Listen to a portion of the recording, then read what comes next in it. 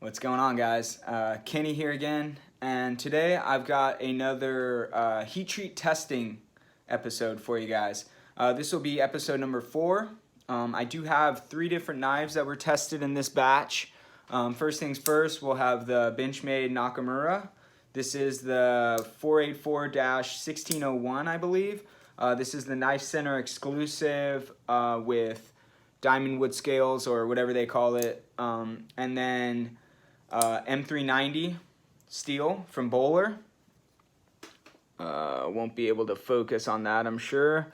That'll be M390 though. And then next will be the Spyderco Military. And this is in Rex 45. For those of you guys that don't know, CPM Rex 45 from Crucible.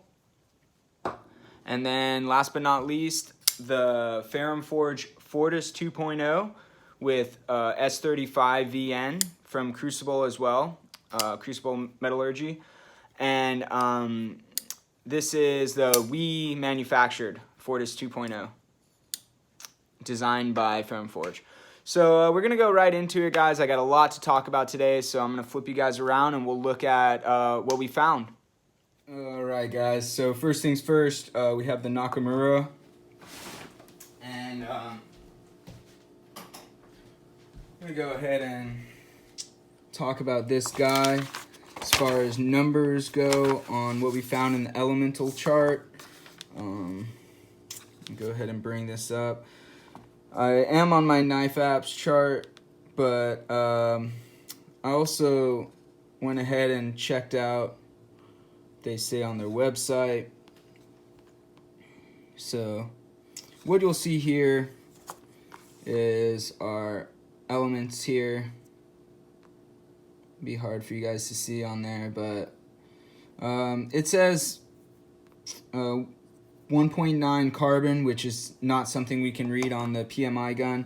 So we've got silicon is 0.70. Silicon here is 0.899. So we're up on silicon, which is kind of a degasifying element. Also, it just helps with getting all the oxidizing out and any of the oxygen on the surface and anything like that. It just helps get the grain structure finer. We got manganese. Manganese is not in here. So the 0.3 manganese is not in there. The 20% chromium is 19% chromium, 19.02. So yeah, so that's low. I'm gonna mark the manganese. I did not mark that. So anything with a pink line or a pink mark is low. Anything with a blue mark is high, and then anything that's black will be right where it's supposed to be. So and then molybdenum is 1. So the moly is going to be 0.872, so that's low as well.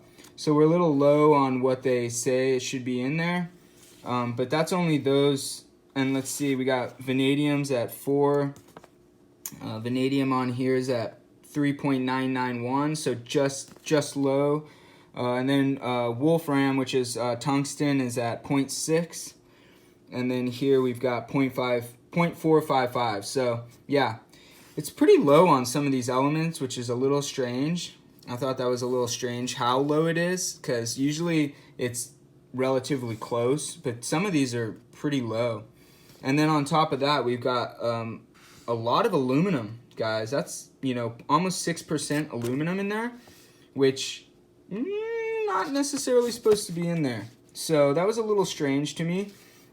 But and when I correlated this to the knife app, it actually knife steel app, it actually correlated pretty well. So there are a few things on the knife app that aren't on here, like the S35 there is as well. So I'll bring you guys back to that S35. But if we go to M390, yeah, I mean, they have silicon down here. They have some other things that, well, the silicon's there. Yeah, I guess all the elements pretty much line up with what Bowler's site says. So that's pretty much right on there. I'm gonna go back to S35, so already there. And then, yeah, so we're a little low and then high in aluminum, which is a little strange, guys. Aluminum is not necessarily supposed to be in these steels. It is used in steels, but it's used as a degasifier, kind of like manganese or silicon.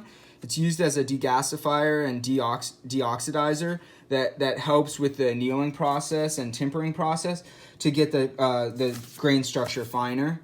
But it's not usually used in these steels, so that was very, very strange to have that much aluminum in there.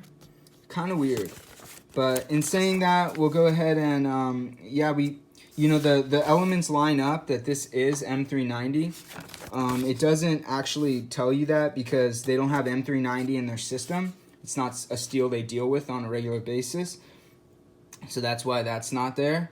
But otherwise, it pretty much lines up with what it should be. You guys can see, I'll go ahead and put the picture on the screen here of the HRc tester hitting this. And you guys can see that it did come up at 59.5. And I'll bring you guys back, show you here. There's the dimple from where the diamond indented. And 59.5, guys, which is higher than any of the other Benchmade 20 CV I had tested. And it did feel like it when in sharpening. It felt like this was just slightly harder, and it seemed like it deburred easier. It seemed like it was a little easier to sharpen, like it apexed a little better. It also came up really nice. So I did notice a little bit of difference here as far as this M390 versus the 20 CV and the other Benchmades I've had, which came up even lower than that. So yeah, 59.5 it's okay. It's not amazing, guys. They do advertise 58 to 61 on their M390, which I'll go ahead and put on the screen now. Just show you guys that real quick. Guys, that's a really big range. 58 to 61 that's a little extreme on the range, I feel like. Their 20 CV says 59 to 61, so it's kind of weird that their M390 would have a broader range. And I'm sure they'll probably be changing that soon, because I feel like that's a really broad range, and it's not exactly ideal for the type of steel we're talking about here. M390 needs to be up into that 61, 62 range to really start showing what it can do. So we've been talking about that a lot lately, how M390 and 20 CV and 204P just aren't being taken to the level that they need to. And it's kind of it's not the greatest, really isn't. And then I'll go ahead and show you guys here. If you look at our chart, the advertised maybe 58 to 61, but you can see here, without the sub-zero treatment, we're looking at between 60 and 62. That's without the sub-zero treatment. When you start looking at the sub-zero treatment, once they start doing some cryo and stuff, I mean, this can go all the way up to 64, which is like really where the range should be. Between 62 and 64 is where this steel really comes to life and shows all the elements. And you guys can see here, this is where the corrosion resistance is the strongest, is between 60 and 62. And I think that's why a lot of companies take it in that range, between 60 and 62. For the average consumer, you want it to be more stain resistant. So yeah, that's where we're at as far as what's ideal for the steel. And coming in at 59.5, it's like we're not really into the optimal levels at any point on the steel until we get up over 60, really. So that's a little that's just not ideal. It's a little disappointing, but it is what it is. And we're finding that Benchmade, with some steels they're pushing it, with other steels it's just kind of like just getting up into that par range, something that's acceptable but not ideal. So yeah, we're gonna go ahead and move right along and move on to the Spyderco Military. That's right, guys, and Rex 45. You guys have probably seen me using this a lot. It's been on my channel a lot, and I do have a hype versus reality video coming up on this guy. But yeah, Really been loving Rex 45. Really performs amazingly. Coming from someone who really liked M4, this is like on another level. Really similar to M4. So in saying that, we'll go ahead and talk about what we found with this. And I'll go ahead and bring in our Crucible. Here's our Rex 45 chart from Crucible. So this is from them. We got 1.3 carbon, which won't be on here, but then we got manganese is in that 0.7 range. And you see here, manganese comes up at 0.3. So let me see. Oh, see, hold on. I was having a little hard time. Oh yeah, 0.3, there we go. So the manganese is like more like 0.3. I'm gonna go ahead and bring up the knife steel app just to make sure I'm not giving you guys false information.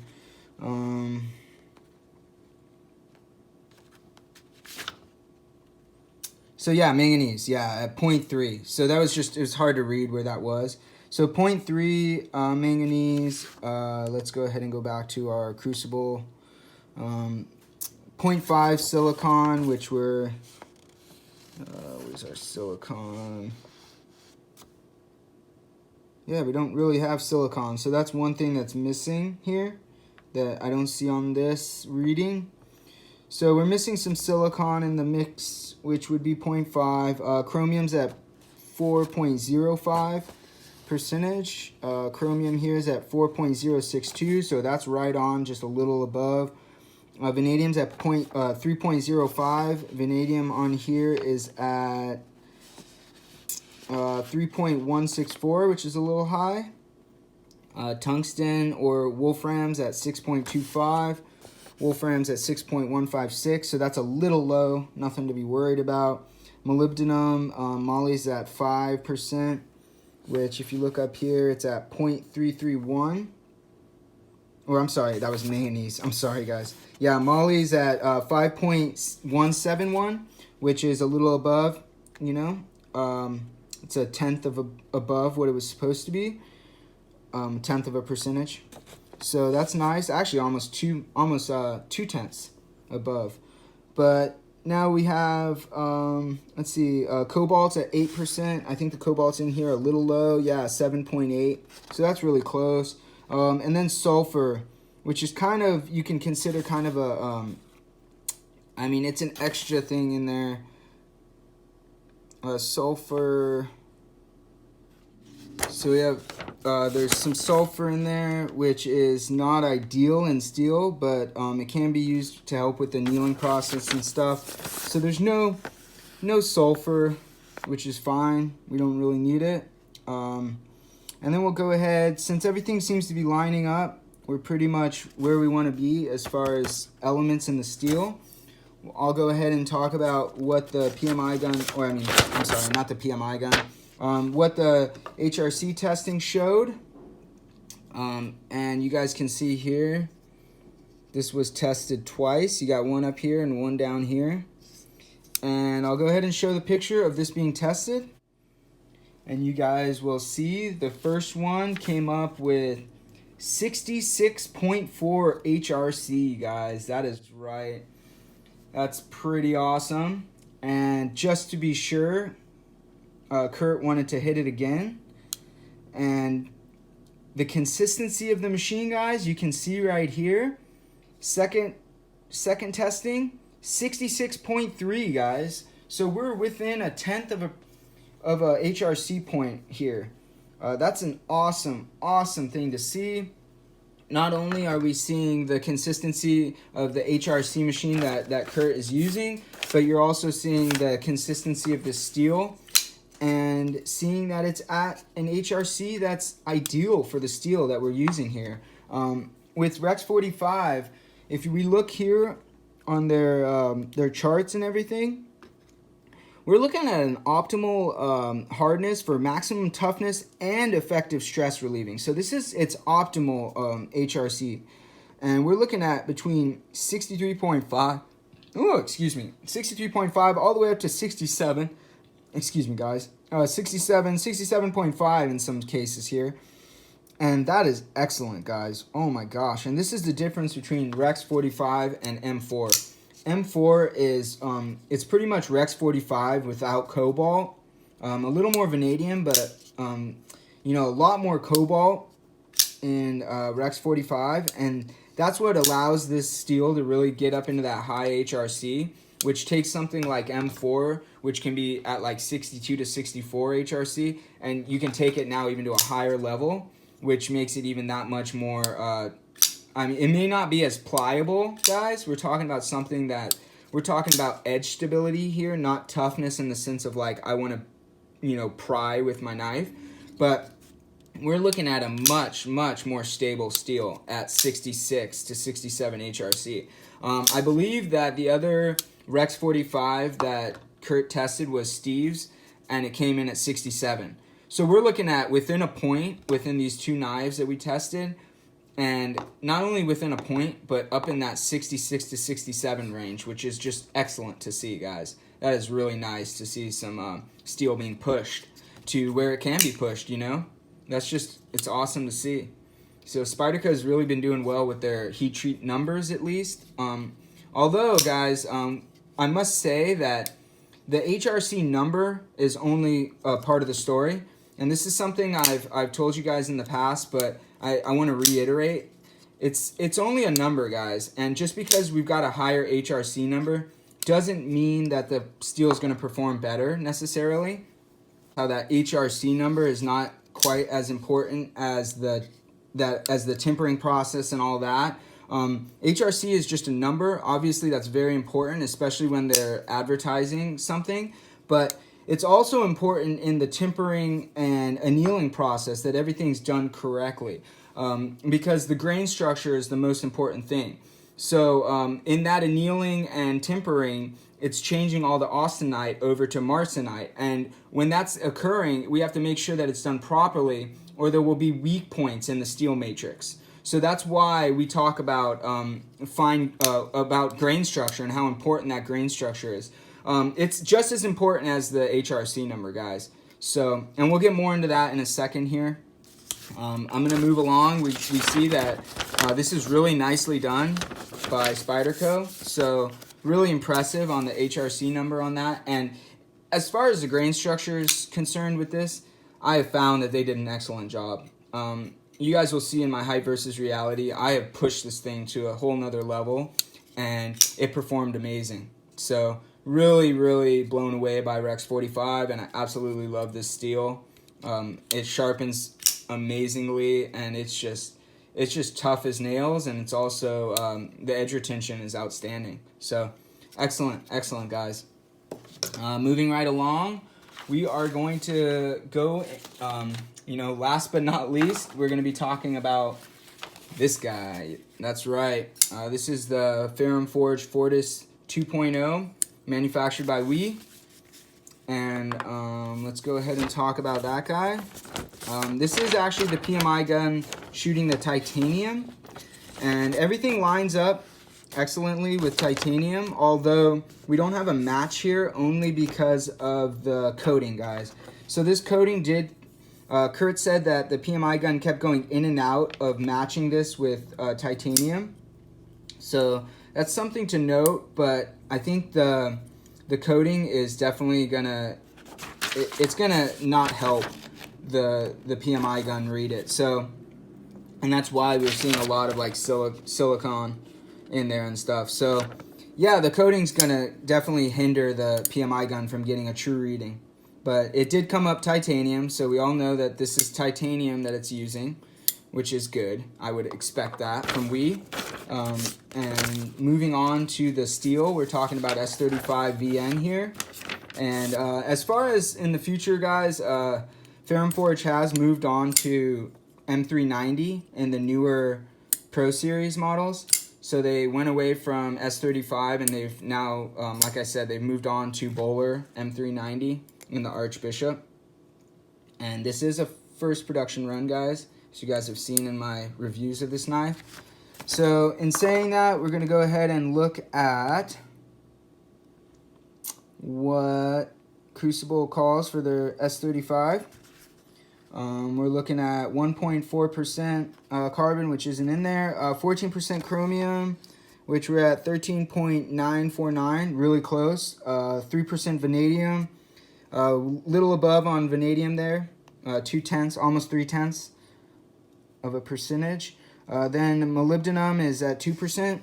The moly in here is at 1.966, really close. The niobium is at 0.5. We are looking at no niobium in here, which is interesting. So that's one thing to note, no niobium, even though we should have some in there. Not a huge deal, but niobium does help with the hardenability of the steel. Also, it just helps with the toughness. It is a carbide former, so it's a little bummer to not see that in there, but it's not gonna, I don't think it'd be detrimental to the steel or anything, but it could be maybe a little bit tougher with it. So in saying that, we'll go ahead and move along. This definitely seems to be S35, although don't have any matches because they don't have S35 in their system. Moving on to the HRc testing. I'm gonna go ahead and put this, I don't know how to kind of approach this, guys, but you guys can see this blade does not have any dimples in it. And that's because this is not the blade that was tested. I don't know how to do this without just dropping it, but guys, this knife came in at 56.5 HRc on Kurt's testing. I'll go ahead and put the picture on the screen right now. And I'm sure you guys can somewhat hear the disappointment in my voice, but yeah, that's definitely not a number we wanted to see. But first things first, when I saw that number, when we hit it, first thing was to say, like, maybe we need to hit it again. Yeah, Kurt's like, I want to test it again. Would it be okay? And of course, my answer is yes. Go ahead and test it again. Hit it as many times as you need to. Let's find out what's going on. And he did hit it again the next day, although I don't have that with me. I don't have the picture with me. But it came in at 56, guys. So 56.5 the first time, 56 the second time. And that's pretty disappointing, guys. So first thing I did was call Elliot at Ferrum Forge and let him know, because that's not good, and I know he would want to know that first, because you know, he's gone to WE to have them make his knives, and that's, you know, he needs to know that if they're not hitting the numbers they agreed on. So first things first, I called him, let him know, and he went right on to WE. He first thing he did was grab up 20 blades to send out to be tested, and he sent them to a lab here in California, pretty close to where we live, and had everything tested. He sent like 20 blades to them. I think 6 of the Fortis, 5 Archbishops, you know, a bunch of the Mass Drop collaborations, and also some of his own customs, just to see how those numbers come back. And he did find that in all the knives he sent, he found a very close variance. I don't have any pictures. I don't have anything. He said he will email me some of that information, but I haven't gotten any of it yet. He did find a very, very tight variance as far as the rest of the blades that he tested. He did say that this was the only example that came in below their spec. So the spec on these S35 blades is from 59 to 61 is what they spec'd. And this one did come in way below that. Although in his testing, Elliot, at the place they got it tested, it said that it came back at 58. Now, you know, guys, this is all, you know, speculation essentially. I don't have any pictures. I don't have any paperwork. And as we all know, guys, Kurt works for a very reputable company, but we can't disclose the company he works for. Kurt works for not only are they ISO certified, but they are government contracted, and they are known for their accuracy, precision, and just their great product that they have there. So, like I said, they've been used by government companies, also by SpaceX. There's a lot of companies that use his company to get parts. So his machines have to be top notch. They have to be tested constantly. As you guys can see, I think I've shown some of you guys the pictures. He does calibrate it every time he tests a knife just to make sure that the machine is properly calibrated. They use a Wilson Forge AR. They use actually I think it's a 60s, made in the 60s. Because of its accuracy, they use an older machine. They have a newer machine that they don't even use because the accuracy of the older machine seems to be even better. And in what we've seen, guys, from what we've seen from Kurt, the variance is usually within 0.5 up or down. So you're talking about maybe a point variance from top to bottom, but that's a pretty close variance. And from what we saw, even with that Rex 45, we were within 0.2 of a point there. So it's just, we've seen a lot of consistency from Kurt and from his testing. Also, just for your guys' knowledge, he did test some Manly knives which came up low. When he sent them to Manly sent those knives out to other companies. He also sent a testing piece that he had tested at like 67 HRC. He sent that to them to test. And then they sent it to a company in Switzerland, which came up with actually the same reading that Kurt had. So it just solidified the reading that Kurt had gotten from his HRC tester. And then that was, I also sent the blades that came up low from Benchmade. I sent those to Benchmade, and they came up finding the same readings that Kurt did. So it does seem a little weird that this is the only one that Kurt seems to have not nailed with his machine. So that is a little suspect. It's kind of weird that everyone else has pretty much solidified what Kurt has found, except for this company that they had it tested at. Like I said, I don't have that paperwork right now, so I can't really legitimize that. In saying that, Elliot, like I said, he did go above and beyond and make sure that everything was getting tested. He hit up we immediately like, hey, we just found this is not good. And that's great. He really acted quickly. He got up in front of it. He did obviously offer to have the blade replaced on mine, which I gladly accepted just to see what I could get out of a higher HRC. As you guys know from my original impressions of this knife and just my hype versus reality and everything, I was happy with it, guys. So that's where I'm saying HRC is a number. Even at 56 HRC, this knife was performing okay. It was performing okay for me. And in the sharpening, this also comes back to the thing we were talking about. Steve said it. HRC doesn't always correlate 100% with the way that your stones will feel on the blade. The original blade felt like a little glassier actually than some of the other S35 I've used. And that could have been the way the carbides were formed. You may have had like more vanadium carbides right on the surface or something. You don't know how it was annealed and tempered, so you don't know where the elements lie. You also, sometimes what I've found is that a higher HRC and a better, well done micro structure of the steel will sharpen better, and even at a higher HRC it'll feel like it's sharpened easier. I noticed that in my CRK and COSI.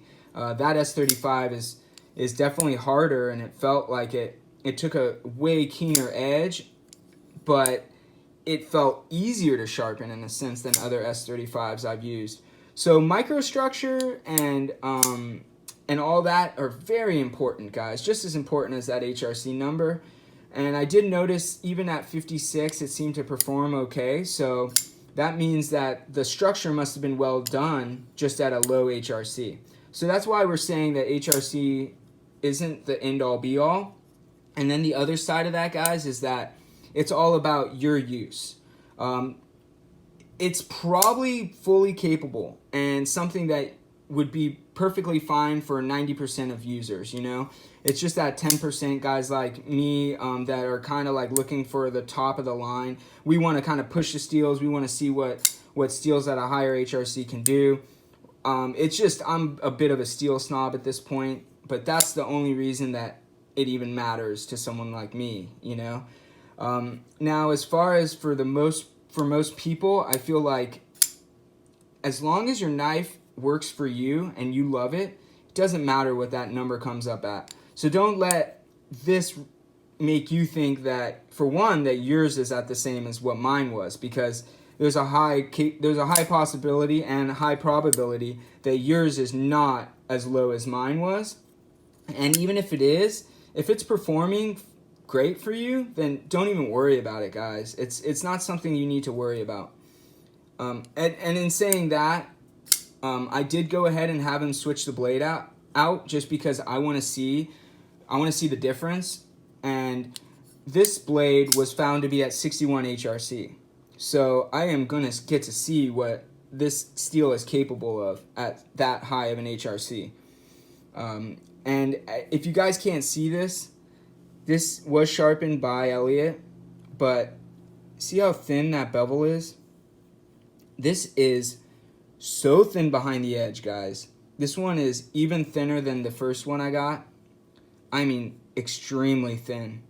And just from touching it, I was like, man, this feels like even less than, 15 thousandths.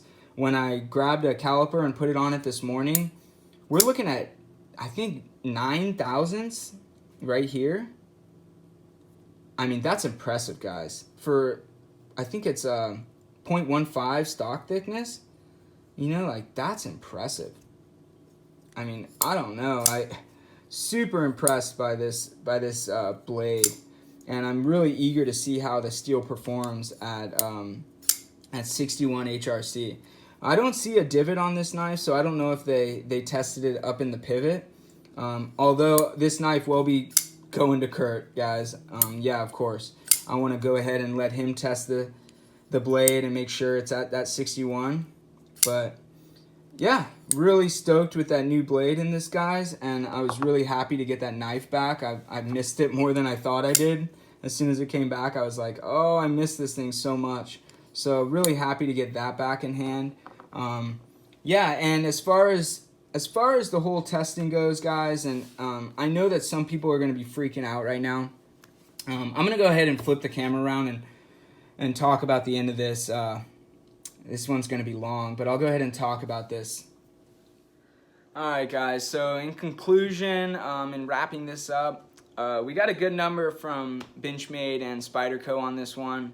Benchmade was just in their range, not quite pushing the limits, but they're in the range, right in the middle, exactly, to be exact. But yeah, and as far as Spyderco goes with the Rex 45, pushing the limits, great stuff. I've loved the way it performed as well.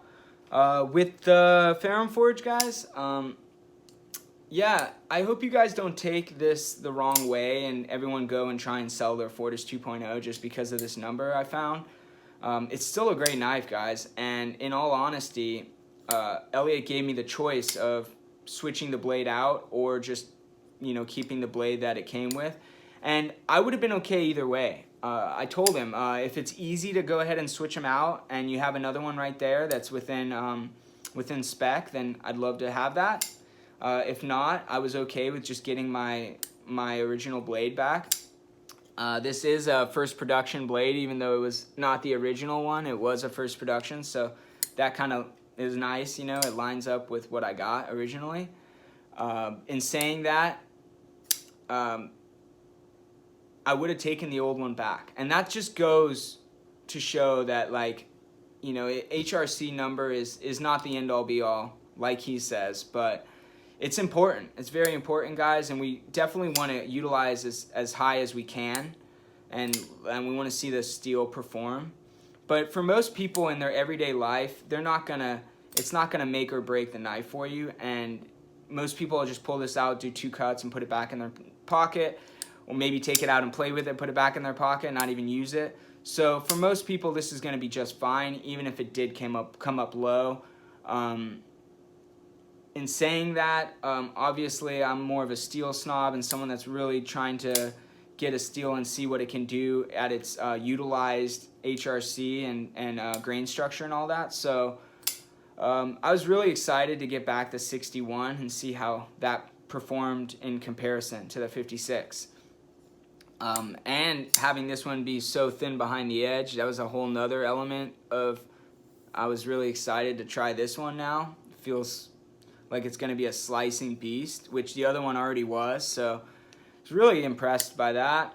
And I don't want you guys to think that just because it came up low, that means that yours is going to come up low.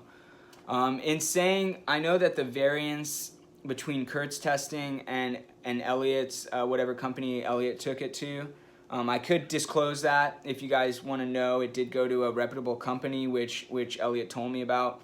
I don't know a lot about the company, but they use it, so it's definitely something that would be reputable, because Elliott definitely likes to go, with the best. So in saying that, Kurt, guys, I wish I could disclose more about where Kurt works, but he's just a normal guy that's doing this. He really has no incentive, which actually helps with the fact that shows that what he's saying is probably true, because not only does he work for a reputable company and their machines have to be calibrated constantly, but he is, he has no incentive. He doesn't work for any knife company. He doesn't work for any company in general that would benefit from a high or low HRc. He's also been working at the company for 21 years, and he's a really legit guy at the company. The machine he's using is an old machine that's just known for its accuracy. Yeah, it's just there's a lot to be said about just the the legitimacy of Kurt and his testing. I don't want you guys to think that discount his testing because it was found to be 58 at a different company, because I don't even know what machine that company's using, so we don't really know yet. From last time I talked to Elliott, they're gonna go ahead and send that blade to another tester to see what it comes up at. I'll give you guys if I get any more information about it, I'll go ahead and make another video about that. I might make another video in general anyways to talk about the whole experience with Ferrum Forge's warranty in a sense. So yeah, I'm really happy with the response I got from Elliott, how quickly he went at it and really just tried to take care of the issue immediately. On a personal level, I was a bit disappointed with the way he treated me throughout. I mean, he was very effectively responding to my text and everything, but I expected a little bit more appreciation, I think. Just a little bit more appreciation on his part as far as me bringing it to him and bringing this to light. Otherwise, he would have no idea, and his blades would, still could be coming out low or whatever, So I guess I expected a little bit more appreciation from Elliott, but in saying that, I was kind of like, poking his baby, essentially. I kind of got that father bear coming out, like he was protecting his baby and I was attacking his baby. Although, why would I attack something I love? I absolutely love their knives. So why would I attack something I love? Why would I be doing this for any other reason but to help them? So I was a little disappointed with that, if I'm being perfectly honest. But in saying that, he acted quickly and appropriately. So I'm happy to see that, and I'm happy to see, that he wants to take care of it and make sure that it's being done correctly, which is what these companies should be doing. I guess, like I said, I just expected a little bit more appreciation. But saying that, I'm happy that to help. I'm happy that it's getting taken care of. I'm happy. I hope that you guys don't, think that it's a piece of junk just because mine was found to be low. Yours is probably within spec, to be honest. But yeah, I hope you guys appreciated this. I hope you guys, liked this video. I hope it helped. I hope it enlightened some people on certain aspects. But in saying that, thanks a lot for watching, and have a great day.